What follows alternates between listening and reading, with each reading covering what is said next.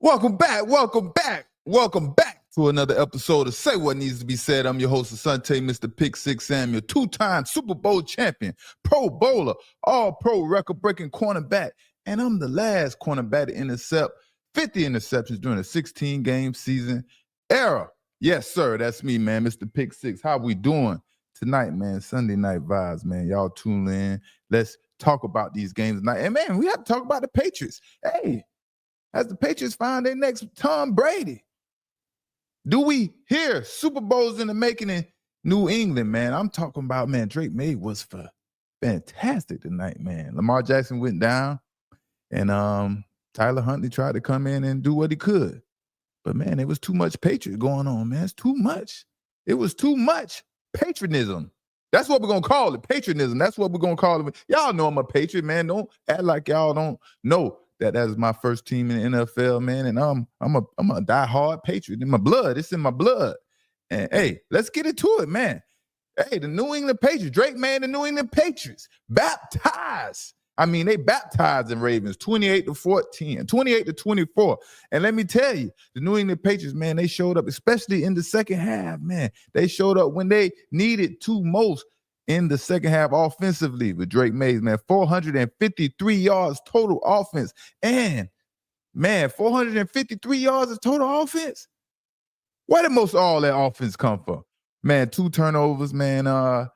24 first downs. 21st first downs. That was big.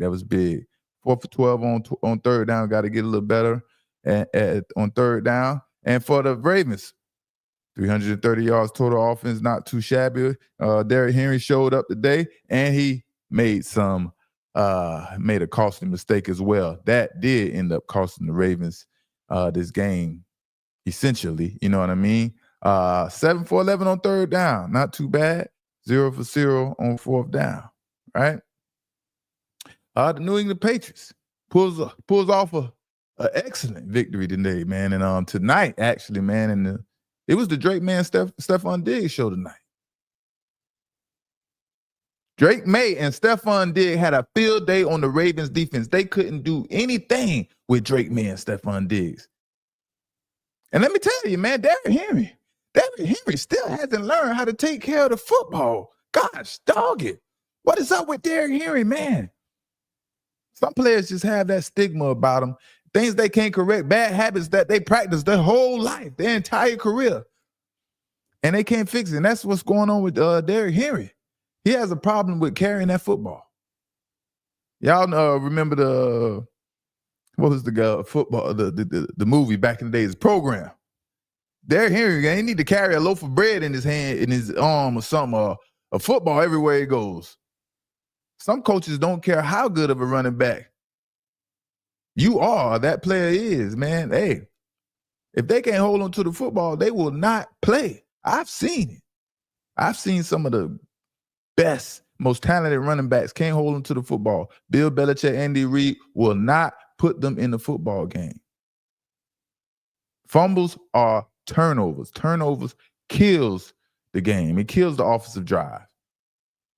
And that fumble by Derrick Henry, man, it turned into a Patriots touchdown. And that touchdown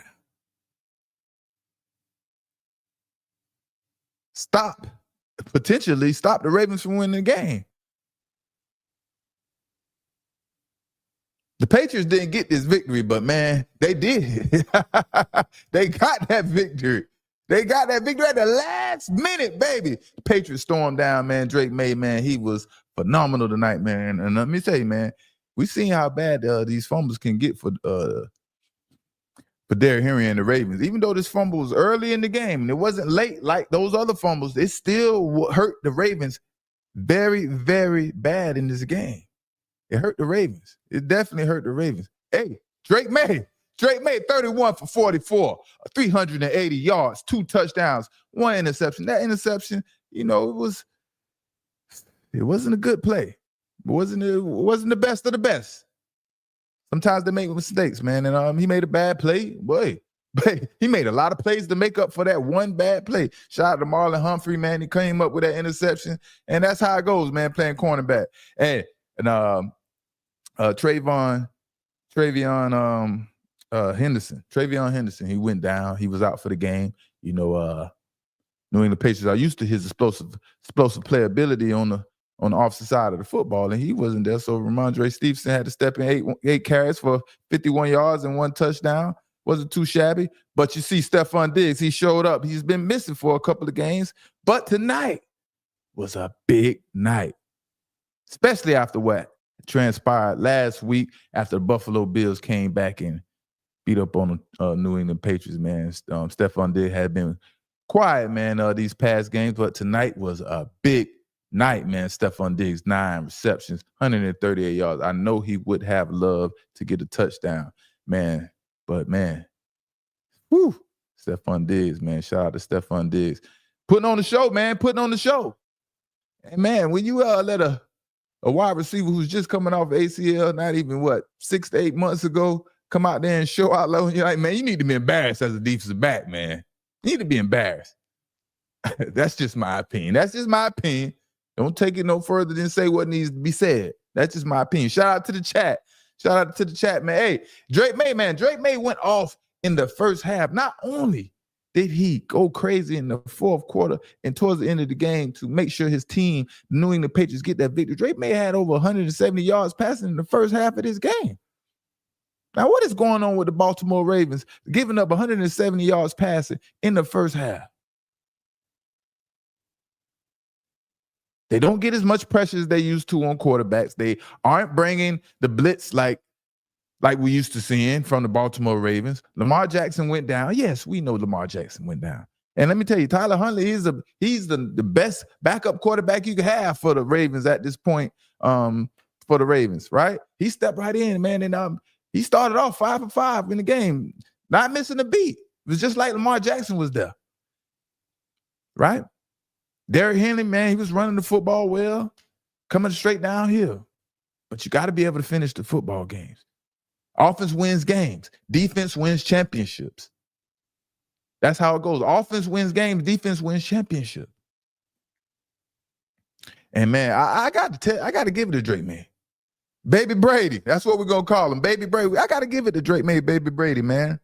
He throws the prettiest deep ball out of anyone in the NFL right now. We got to give it to him. I mean, Josh Allen throws a pretty ball. Even Justin Herbert, I seen even today, Justin Herbert, he throws a pretty ball as well, man. But listen, man, Drake Maye, I got to give it to him. He throws, yes, I'm going to give it to him. He throws the prettiest, he throws the best deep ball in all of NFL right now, all the quarterbacks. His ball is just pretty, and he puts it exactly where it needs to be for wide receivers to make the catch, right?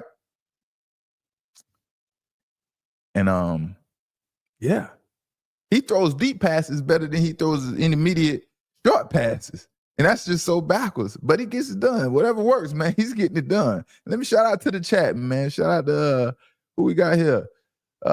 Patriots fan. That's my guy Bruce Lee. Shout out to Bruce Lee. Merry Christmas, man. Shout out to the chat. Merry Christmas to everybody. Happy holidays. We're going to see y'all on Christmas night as well.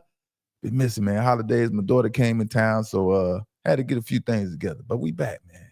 Yeah, man. And I think that was most impressive with Drake Maye, with Travion Henderson down, right?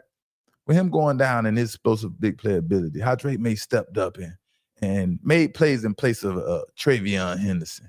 That's what you want to see out of your top franchise, soon-to-be franchise player. Oh, he is the franchise quarterback at this point in his career for the New England Patriots, where he's playing, leading the Patriots to glory. Drake Maye looked like Baby Brady, baby, all game, especially in that on that drive that right after that the Derrick Henry fumble. And Drake Maye was putting together some nice passes tonight, and I can't lie. Every time I'm wrong about something, or I have any doubt about a player, I have to give them their credit 2 times fold, 2 times over, man, right? Because Drake Maye, he's developing well. It seems like this is Josh McDaniels and Tom Brady all over again. Even though Tom Brady started with Steve Wyche. But when Josh McDaniels got his hands on Tom Brady, he developed Tom Brady and made Tom Brady this 6-time Super Bowl champion, record-breaking, this quarterback that can play for years upon years. And that's what we're going to see out of Drake Maye, man. Drake Maye has that ability, man. I don't know how highly I can speak of this young man, but the kid is. I like what it was. That was pretty impressive today, man. That was pretty impressive. Man. And some high level plays that Drake May completed tonight. He completed the pass to Mac Hollins on third down, 3rd and 13, and he threw a Brady type pass. It was a back shoulder. It was a back shoulder pass to the slot tight end, right, to Austin Hooper on a go route, and that was like a Brady type pass. I remember when I played for the New England Patriots, one of our favorite formations on offense was what do we call it these days? 2 tight ends and 2 wide receivers, basically, right? So you have 2 tight ends, a tight end on one side and a receiver on each side, right? And everyone would run streaks. Everybody just run up the field. And Brady will always throw to that slot wide receiver, whether it was tight end or a wide receiver, and he would hit him on the back shoulder fade. And that's exactly what it looked like to Mac Hollins on that third down. I mean, I'm sorry, not Mac Hollins, but exactly what it looked like to Austin Hooper on that third down, man, on that go route to get in the scoring range. That was a beautiful pass. Beautiful pass. Y'all understand how hard those passes, those back shoulder fades are to defend. They are absolutely hard to defend for defensive backs because we have no idea what the football is, and we have to play off the wide receiver eyes and hands to try to get the football. Stop him from catching the football. So, yeah. And let me tell you, I know talent, and I specifically know quarterbacks when I see them. And I can tell you a good quarterback. Drake May will be a Super Bowl champion someday soon. Maybe not this year. Maybe this year. He will be a Super Bowl champion someday soon. I'm telling you. Might be next year. He might win 1, 2, 3, 4, 5. I don't know. But Drake May, hey, he got a good supporting cast around him, starting from the coaches, and then they're going to continue to put those that talent, wide receiver talent, running back talent, offensive line, and so on and so forth. And let me tell you, that Patriots is going to be hard to deal with in the future. And Stephon Diggs, man, he made a hell of a catch at the beginning of the game. And I'm like, how in the world did Stephon Diggs hang on that pass? His first catch of the game from Drake May. How did he hang on to that pass? That was excellent body control and strength by Stephon Diggs to be able to hold on to that ball. I forget who was trying to defend him and knock the ball out of his hand, but that was a great job by Stephon Diggs holding on to that football. Yes, he did a good job. Yes, he did a good job on that play. And let me talk. Derrick Henry, Lamar Jackson, man, 7 for 10, 101 yards before he went out for injury. Derrick Henry, man, 18 carries, 128 yards, 2 touchdowns. Let me tell you, when that 6'4", 240 body frame comes downhill full speed, don't nobody want to get in the way of Derrick Henry. And you can see that tonight. He's so fast to be so big. You understand? That is a very hard person. That is very hard to tackle. Someone like Derrick Henry. And let me tell you, man, that is, whew. If he didn't fumble as much as he did, he probably would go down since joining the Ravens. Not when he was in Tennessee. He probably would go down as probably one of the best backs ever, especially top 5. He'd definitely be top 5 if he didn't have these fumbling issues. And then Xavier Flowers, man, he made a big mistake at the end of the game. I know he's going to regret that and he's going to be down on himself for a while. It's time to, the Baltimore Ravens are fighting for playoffs right now. They're fighting to get in the playoffs. You have to play your best football at this point in the season, especially when everything is on the line. And I'm sure Xavier Flowers, he's trying to do his best. He's trying to make the plays he can to help his team. But you got to hold on to the football. Derrick Henry and Zay Flowers got to hold on to the football. And at the same time, I want to see the Baltimore Ravens get Zay Flowers the football more. You need to get Zay Flowers the football more. He's such a dynamic player. Even though he's not the biggest, he's not the tallest, he is super fast and quick. Get him the football more. And the Ravens offense will be much more productive. And yeah, man. I don't know the chances for the Ravens getting in the playoffs, man. They were supposed to win out and face the Pittsburgh Steelers at the end of the season for the title, right? To see who makes it to the playoffs. We got to see how this thing pans out because I don't know. It's not looking good for the Ravens. They got that. They need the Steelers to lose now. Now they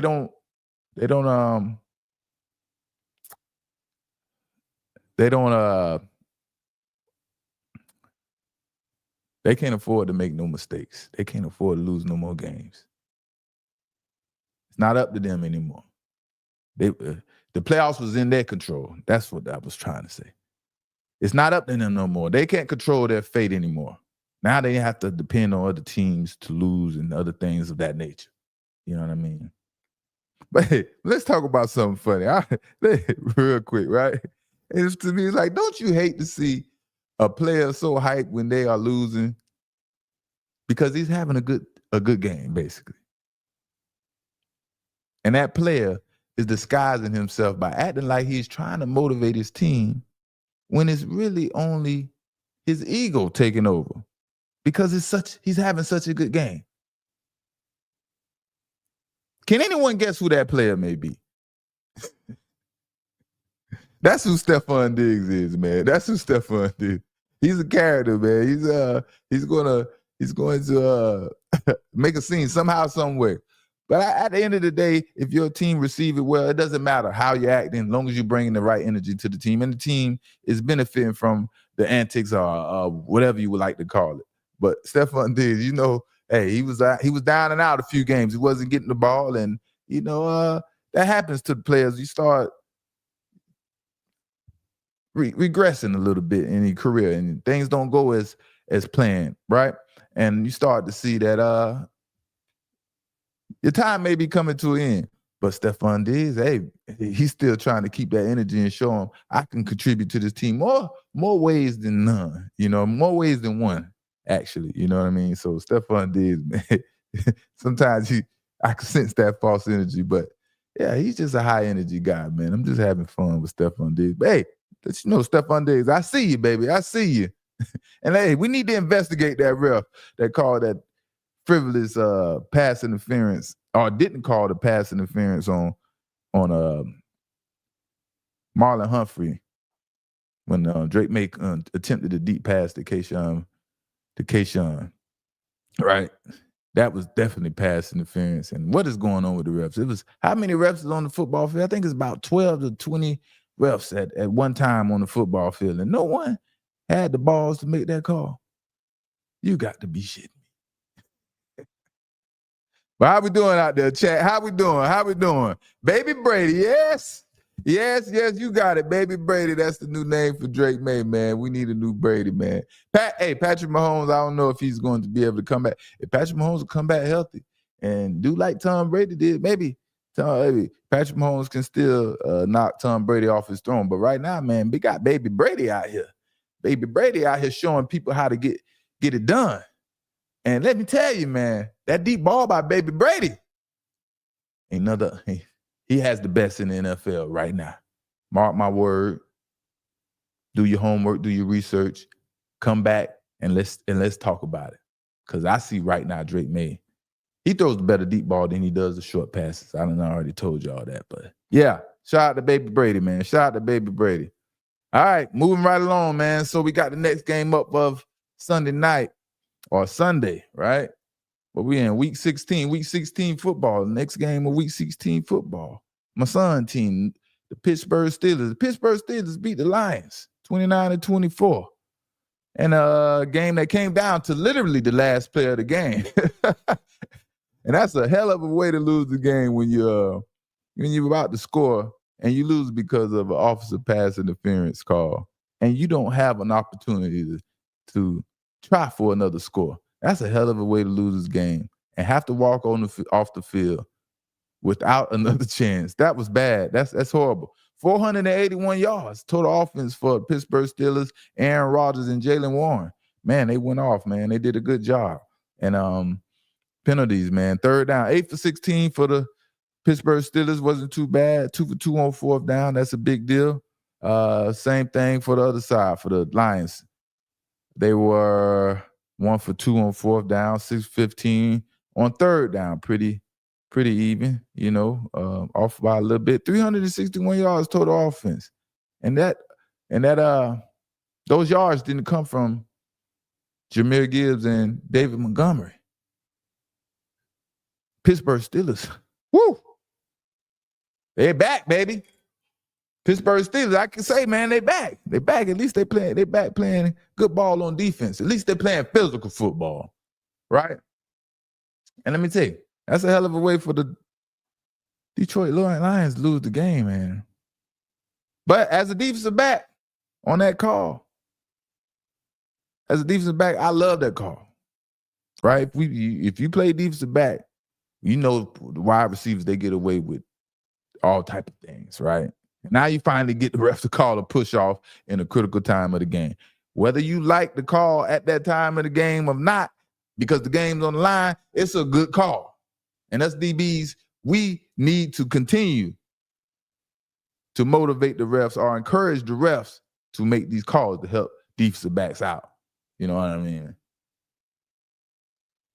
The Steelers are back, baby, playing that Steelers defense. The steel curtain is back.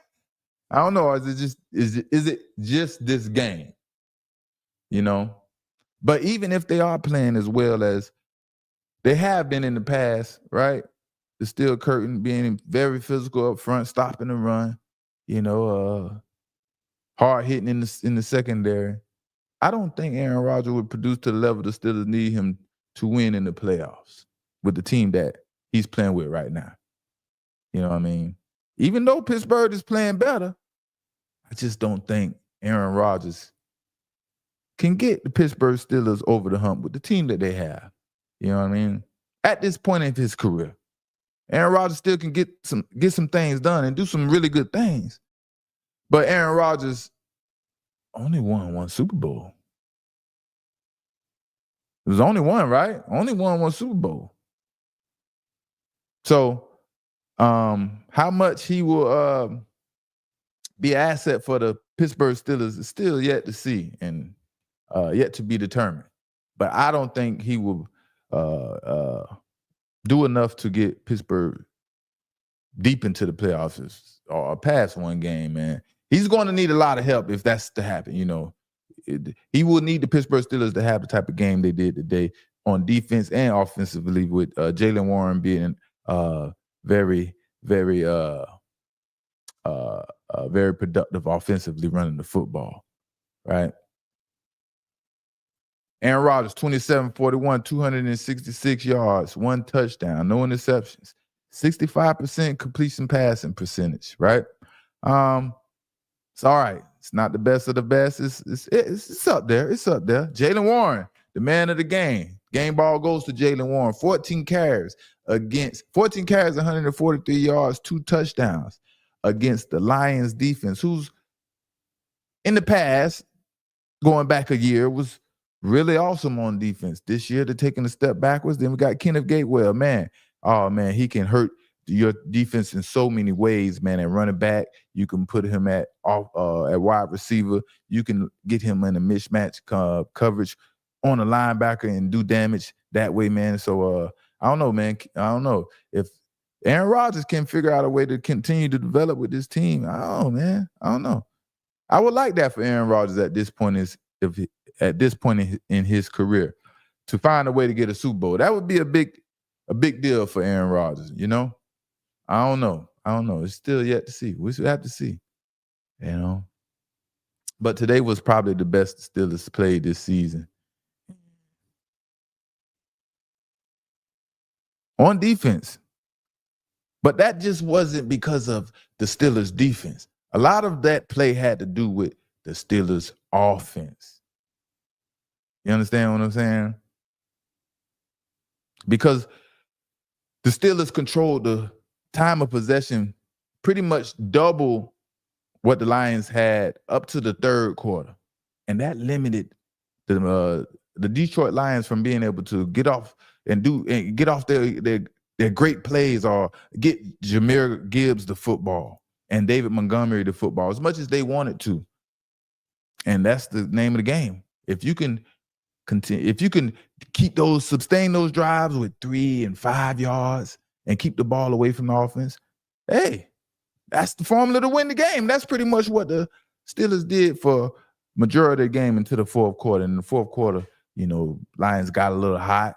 Jared Goff started making some plays all the way to the end of the game. All the way to the end of the game. That's just a hell of a way to lose the game, man. And Mike Tomlin said, calm that noise down, man. He knows what he's doing. Talking about Mike Tomlin, it's time for Mike Tomlin to go. He's losing his team. All these frivolous things we're saying about Mike Tomlin. Mike Tomlin knows what he's doing, man. He has a pretty good team. They could come on strong. We'll see, man. But for the Steelers to hold Jahmyr Gibbs and David Montgomery to under 50 yards or however many yards it was, that's a huge deal. But like I said, it wasn't all defense. Offense had a lot to do with that. With offense said Aaron Rodgers and the Steelers controlled the football. That was a big deal, It was just hard to get the superstars going when you don't have the football, And yeah.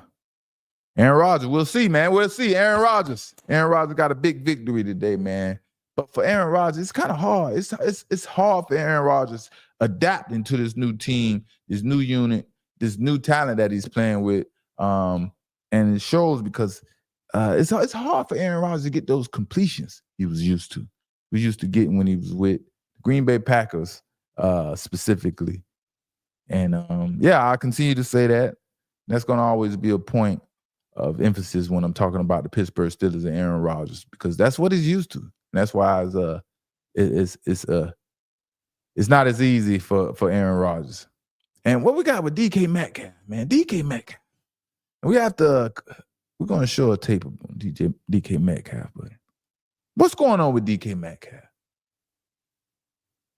DK Metcalf has to control his emotions because what he did today to one of the fans at the game can get him in a lot of trouble. And I'm not just talking about criminally either. That could be criminally and civilly. Him worrying about the NFL will be the least of his worries. Imagine after DK Metcalf, right? Struck the heckling fan. Dude fell to the ground and had a serious injury. DK Metcalf would be in a world of trouble. But let's check him out.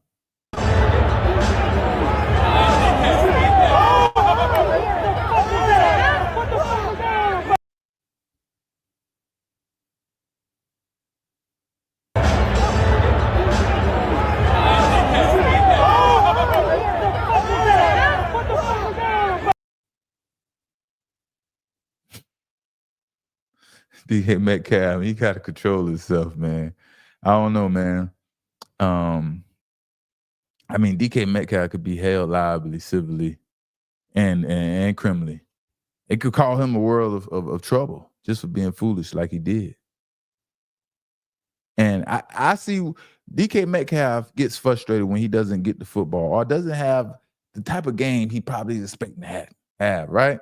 And that's what causes him to get frustrated a lot of those times.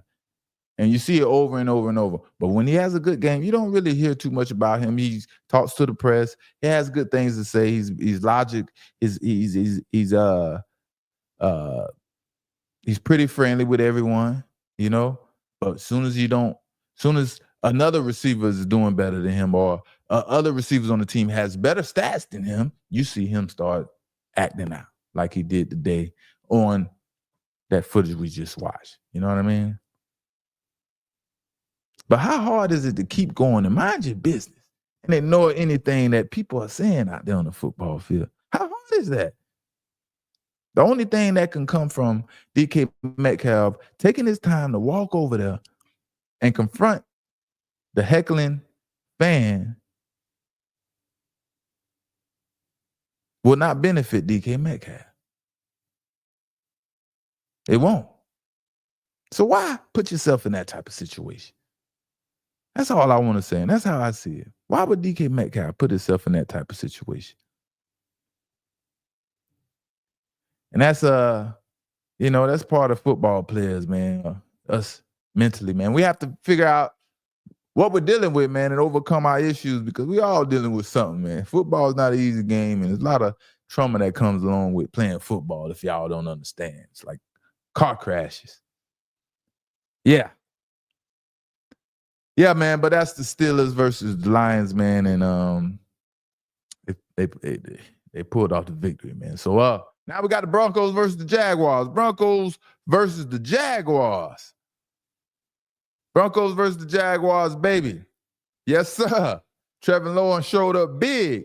Trevor Lawrence and the Jaguars beat Bo Nix and the Denver Broncos 34-20.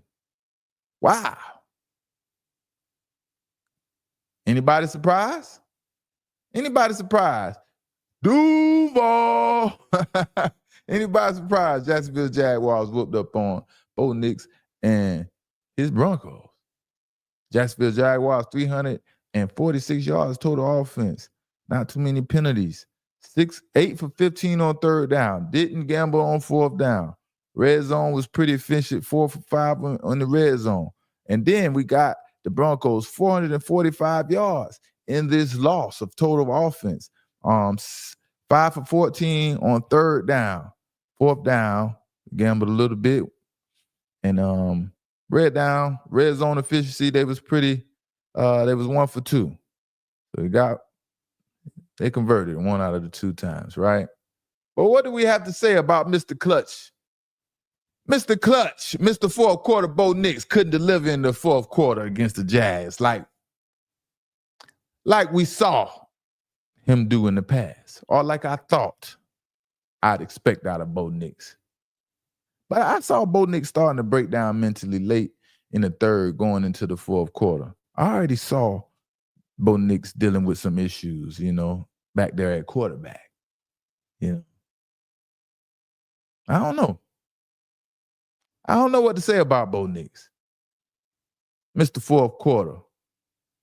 Maybe I spoke a couple of games too soon before I was supposed to give him the credit that I gave him, And tonight or today, he kind of showed signs of the old Bo Nix that I'm used to watching, or that I was used to critiquing and wondering how hard is it for him to fix the mistakes that he was making, you know what I mean? But today was not a good sign for Broncos Nation. Today was not a good sign for Broncos Nation. And what transpired out there on the football field today with Bo Nix. And I'm just here to check on. I'm just here to check on everyone. I'm just here to check on all Denver Bronco fans to make sure everyone is okay. Is everyone okay out there? Everyone's rooting for Denver Broncos. Is everyone okay? I know that you have high expectations, but Bo Nix, don't panic. Bo Nix is going to have games like he did today. Don't worry. Don't panic. It's going to be like this sometime. You just got to hope it doesn't happen in the playoffs when it's crucial. But don't panic. It's still Bo Nix. Bo Nix would have the type of game I expect out of him. Right after I try to give Bo Nix some credit and some just due. Jeez. I messed around and spoke too soon. I don't know. We'll see. We'll still have to see, man. I'm still not convinced. I am still not convinced. Trevor Lawrence got the victory, 23 out of 36 passes, right? 279 yards, 3 touchdowns, no interceptions. He was pretty efficient today. And Travis Etienne Jr., 16 carries, 50 yards. Parker Washington, he abused the secondary. Not Patrick Surtain, of course, but Parker Washington, man, he went off for Jacksonville, and Denver Broncos didn't know what to do with him. They were supposed to double Parker Washington with Riley Moss and leave Patrick Surtain by himself, but they decided to run their usual system And Parker Washington abused them boys, you know? He abused them. He straight up abused them. That's exactly what happened. Yeah. And I must say, man, Trevor Lawrence, he played exceptionally well today. Trevor Lawrence played exceptionally well. And I didn't realize Jacksonville's team is as physical as they are up front on defense. I didn't realize that until I watched them closely today against very good competition, which is supposed to be the Denver Broncos. Even though D.K. Dobbins is out, that running game is still Sean Payton's running game. And that D-line barely gave up 100 yards rushing to the Denver Broncos. That's a big deal. That's a big deal. But Bo Nix, he was 28 for 47, 352 yards. 1 touchdown, 1 interception. Don't look at those stats and act like automatically, this was a good game. He played really good from the first, second quarter, and most of the third quarter. But then Bo Nix started to break down and make bad decisions. It's like he wasn't mentally in shape for today's game. You know what I mean? And with D.K. Dobbins down, R.J. Harvey has to take up most of the slack, and they didn't have as much success in the running game. So Bo Nix had to step up. That's why he had a lot of passing attempts and a lot of passing yards. Cortland Sutton, he had 6 receptions for 86 yards and 1 touchdown. He showed up pretty big today as well, But let me find out. I was thinking about Denver Broncos and all the games they played this season, and I was wondering, how good are the Denver Broncos? And let me find out these last few teams that the Broncos beat aren't worth a goddamn. And we're giving the Denver Broncos all this credit, and they're beating up on nobodies. As soon as they play someone who can stand up to that physical nature that they pose on defense, or that running scheme, that zone running scheme, or whatever you want to call it, and how they play physical football on defense and get after the quarterback, let me find out that all of these teams that they played in the past wasn't worth a damn. And the Jacksonville Jaguars are a little bit better than the Denver Broncos. Let me check out the schedule. Hold on, y'all, 1 second. Let's figure out Denver Broncos' schedule real quick and evaluate this schedule and see how we feel about it, right? 1 second. Broncos schedule. Broncos schedule. Okay, today the Broncos lost. What is going on here?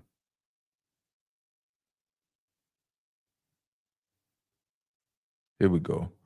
All right, so we know what happened today. The Broncos, they lost by 14 points. Then last week, the Broncos, they put together a really good game. Bo Nix, he outplayed Jordan Love. That was a pretty good game.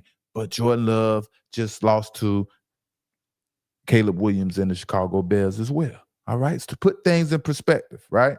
So that was the last 2 games, the Jaguars and the Packers. Then before that, they whooped up on the Raiders, 24-17. And then they whooped up on the Commanders, 27-26.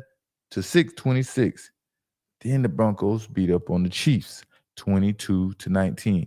The Raiders, the Commanders, and the Chiefs. And we all know the Kansas City Chiefs aren't the Kansas City Chiefs that we're used to seeing back in the past. You know what I mean? And then the Broncos beat the Texans before that. And they beat the Cowboys. And they beat the Giants. And who the hell did the Broncos lose to? Broncos ain't losing in a while. See. But some of these teams they beat, they wasn't as good as Jacksonville Jaguars, I can tell you that. But hey, this game came down to pretty much late the third quarter and the fourth quarter. Bo Nix, he had his opportunities to be the Bo Nix that everyone wants him to be, Mr. Fourth Quarter, Mr. Clutch, Mr. Comeback Kid, the next Tom Brady. No, the next Tom Brady is with the New England Patriots. That's Drake May. You understand what I'm saying? Bo Nix had his chance to make the plays he did, like he did against the Commanders, the plays like he made against the Packers. He had 2 chances to make it a 1-score game. And this was late in the 4th quarter. And guess what happens? Bo Nix doesn't deliver. On one of those drives, he throws an interception. In the second drive, let's just say he threw an interception because it was almost an interception. The cornerback, the defensive back, catches the interception out of bounds. There was absolutely no reason for Bo Nix to have threw that pass where he did on 4th down, out of bounds, where it was 2 defensive backs over there, one receiver, the wide receiver wasn't open, you know? And basically, in my head, I'm counting that as an interception. That's what Bo Nix did today. Some of those passes Bo Nix attended at the end of the game were very questionable. And that's why I'm mad that I spoke up too soon about Bo Nix and gave him his credit and his flowers. Because he took a step back today.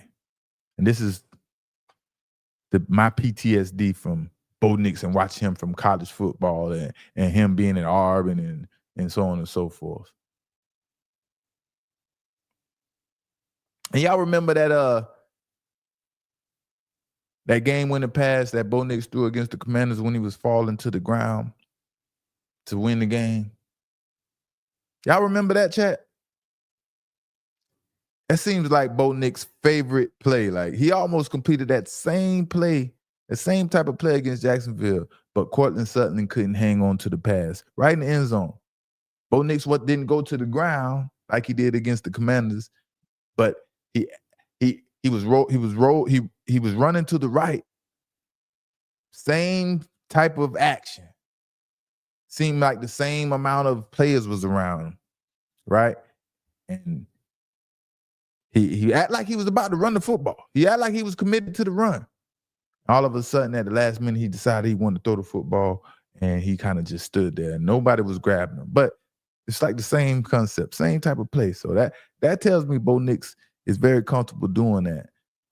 Take off running, at last minute, see somebody, see a flash of a jersey of his colors, the orange and blue, and hit him, you know? But what happened? What happened? What happened to the dominant Broncos we used to seeing? That harasses quarterback with that pressure, with the defensive ends, you know? Don't even have to use their blitz. Y'all know what happened. Jacksonville exploited the Broncos offensively and defensively, in the air and the running game.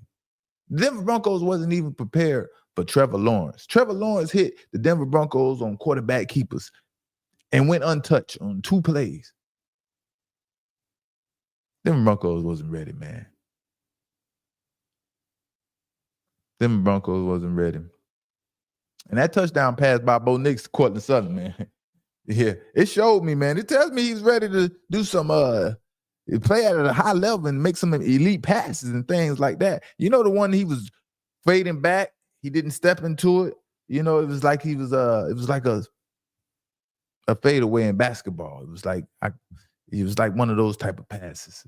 And yeah, man, he was feeling himself to the 4th quarter. He burnt out. He burned out too early, man. Got to keep it going. Bo Nix burnt out too early. You know, but on another note, Trevor Lawrence is 1,000 times better than the player he was in the beginning of the season. Whew. He's playing much better, much more focused, much more in tune with what's going on. Maybe he had to adapt to the new coaches and how they talk and do things around there in Jacksonville, because a lot of things are different now for Trevor Lawrence and how he's playing moving forward. And him and PJ Walker, man, they put on the clinic, man. And yeah, they pretty much abused Riley Moss. And it wasn't how PJ Walker was running his routes or anything like that. It wasn't like PJ Walker, Parker Walker. It wasn't like Parker Walker was running some exclusive, crazy routes or anything like that. Parker Walker was just simply getting a bunch of yak on Riley Moss. And it had nothing to do with Parker Walker making any any exceptional moves or anything like that. Riley Moss basically was taking bad angles after Parker Walker was making the catch. And those angles stopped Riley Moss from being able to make solid contact on Parker and get him down and make the tackle.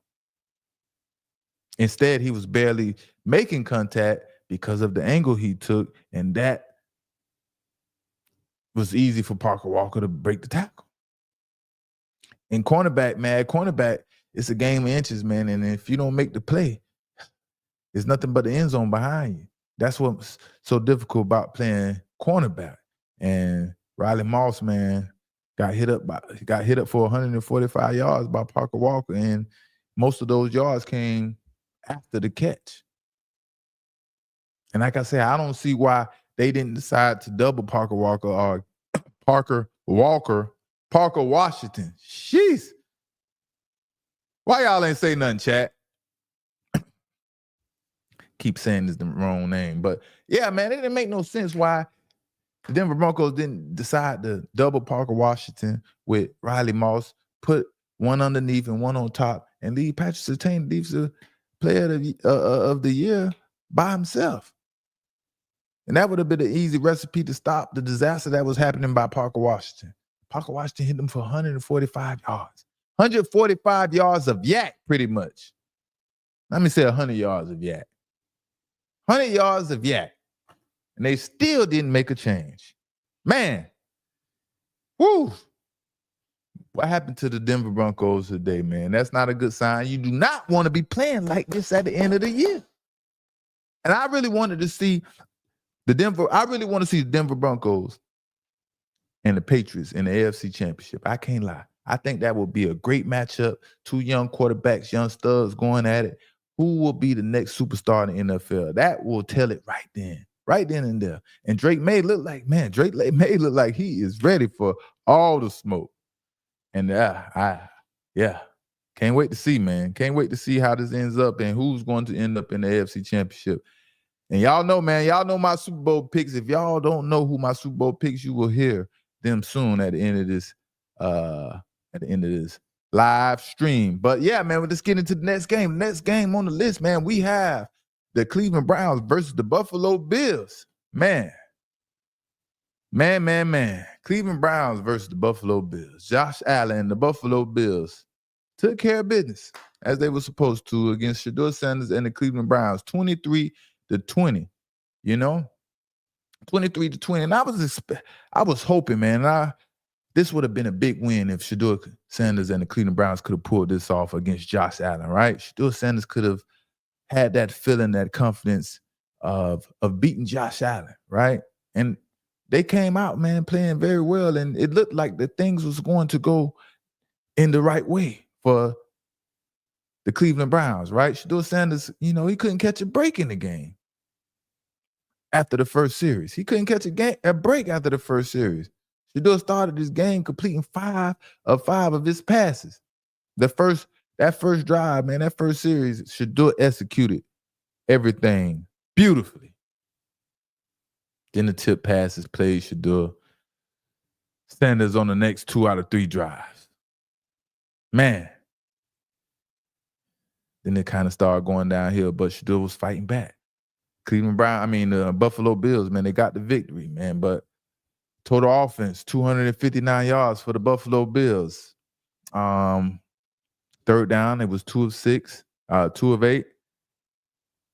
Went 0 for 2 on fourth down and 2 for 3 in the red zone. Cleveland Browns, 294 yards of total offense.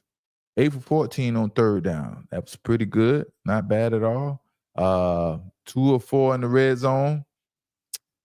And 0 for 1 on fourth down. Josh Allen, 12-19, 130 yards. Not too much productivity for Josh Allen, but he didn't need to because James Cook, he only had 16 carries and hit the Cleveland Browns for 117 yards, 2 touchdowns.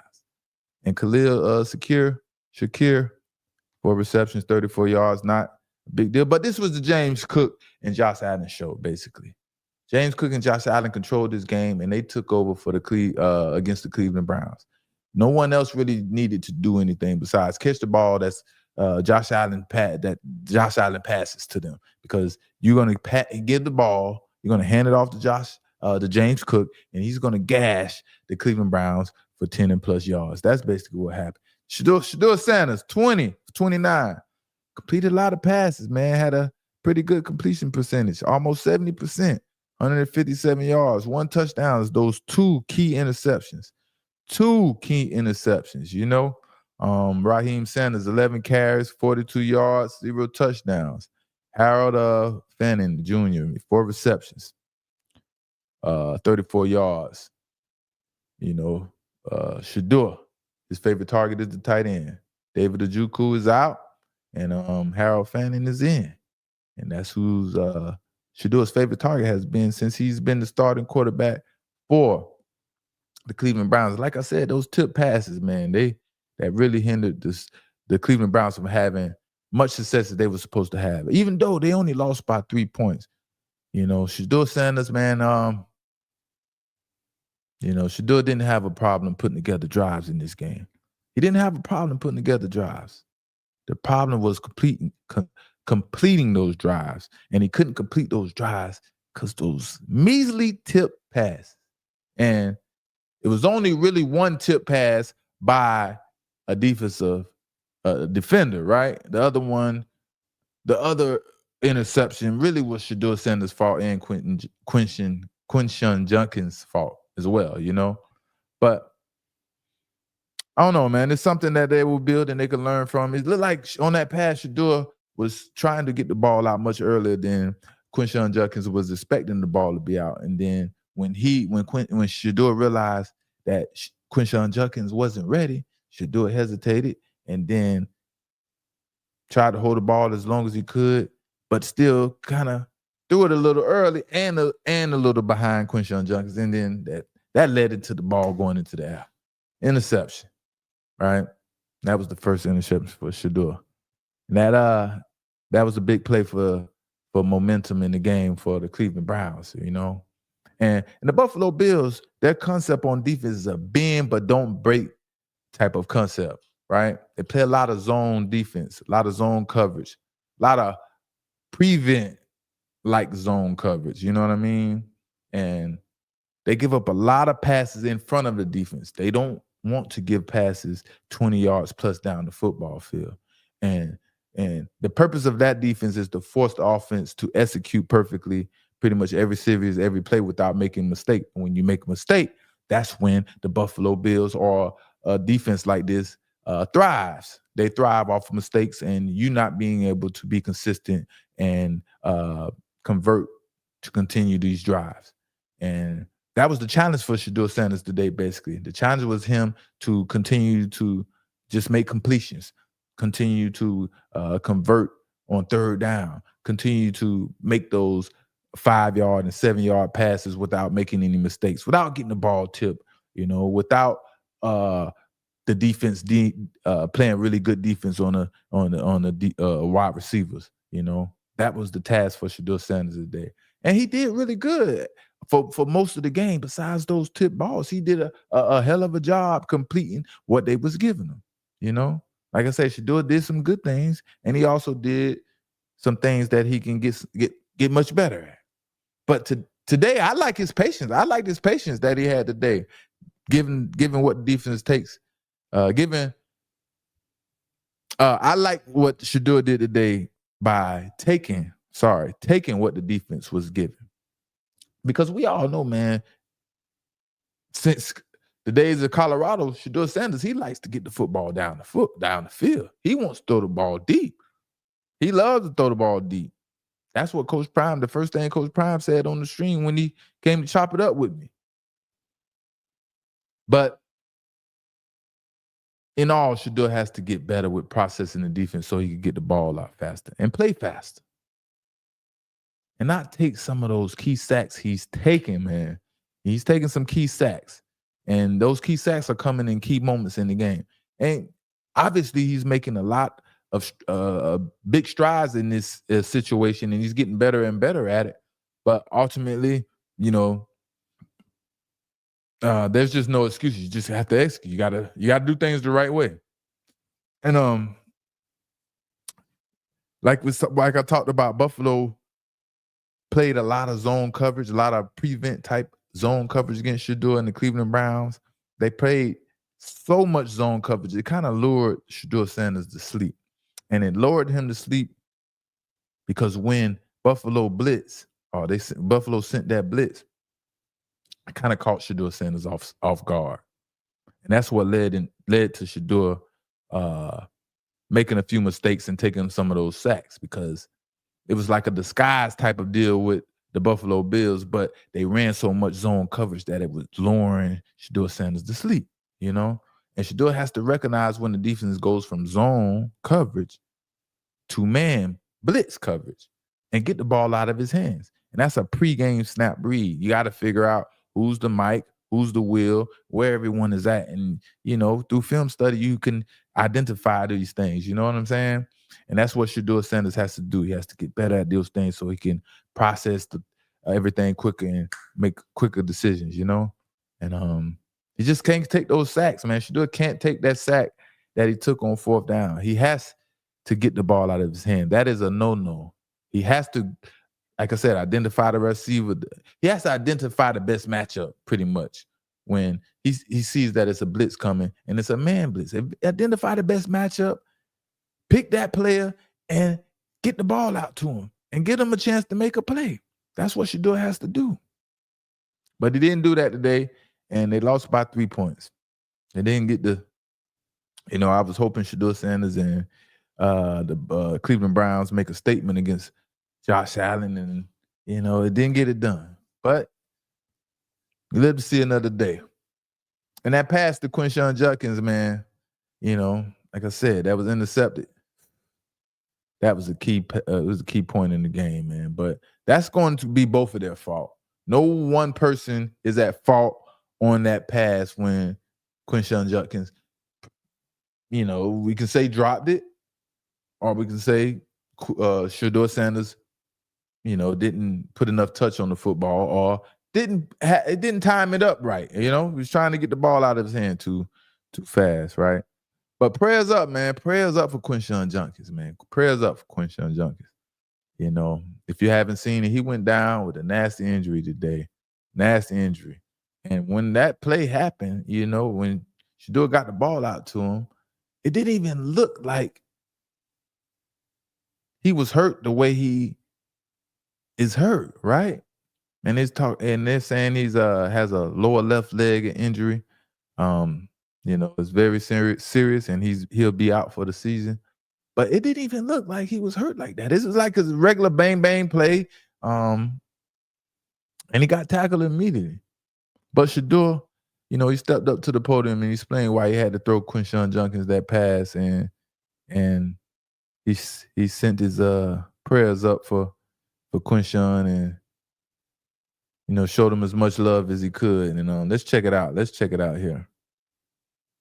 It really hurt that Quinshon went down. Like me and Quinshon was in the room talking yesterday till like 11:30, just about life, just about everything, because the type of person he is, and I know he been through a lot, and just building that bond with the rookie class, like having that be the new energy, and kind of stay on track with everything.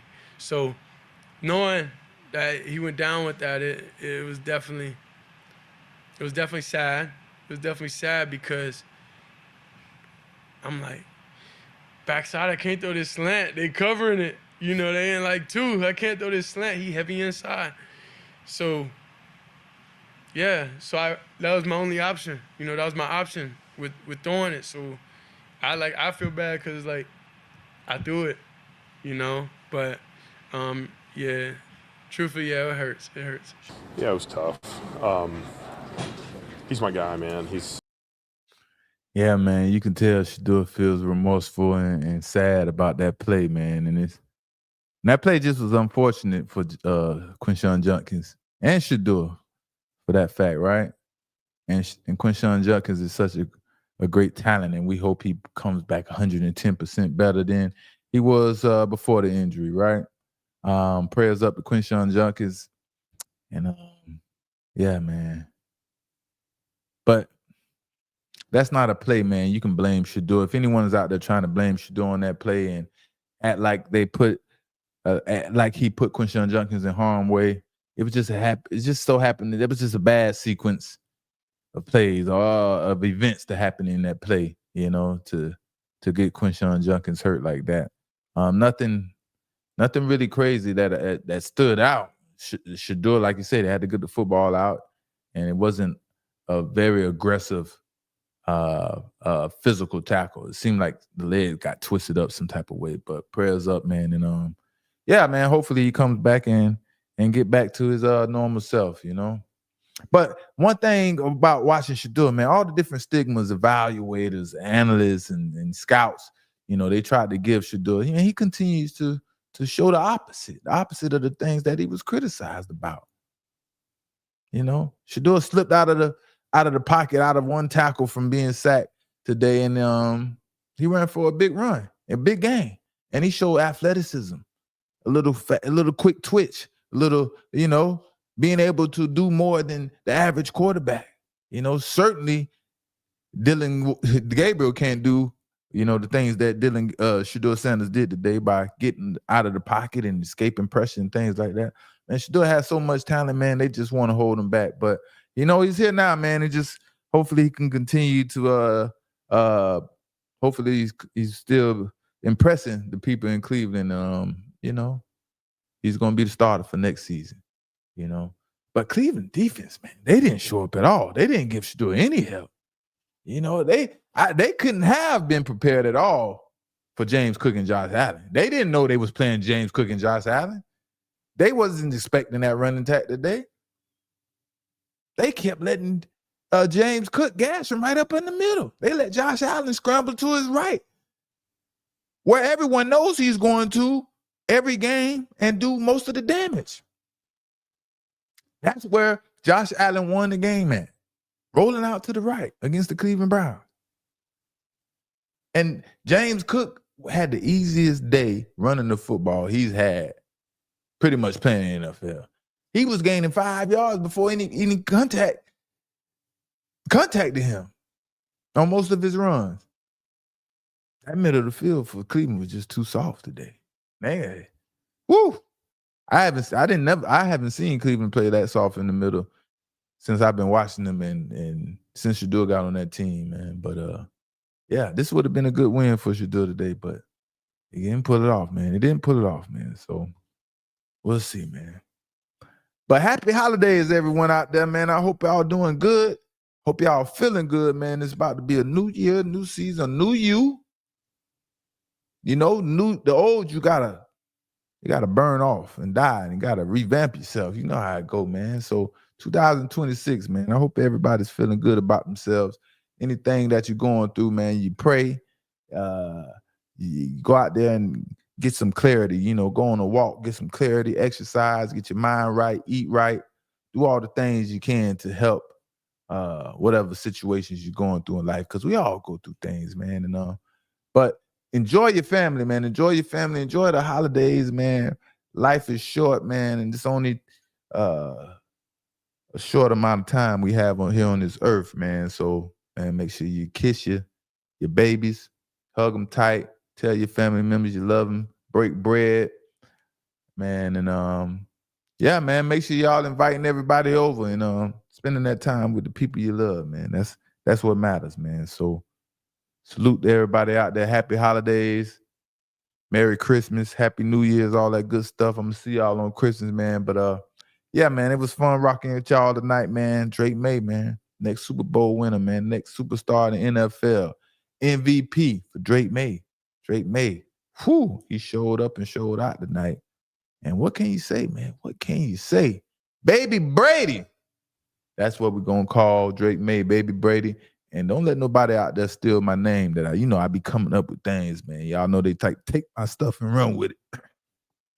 Hey, y'all, make sure y'all like, comment, and subscribe, man. Make sure y'all spread the word. Make sure y'all continue to show that love, man. Shout out to my homegirl, Joanna, in the building. She always showing love, and shout out to the chat. But I'm going to see y'all next time. I'm your boy Sante, Mr. Pick Six. Y'all know who I am, man. And y'all keep rocking with your boy, and I'm going to keep rocking with y'all, man. I'm going to see y'all next time. I am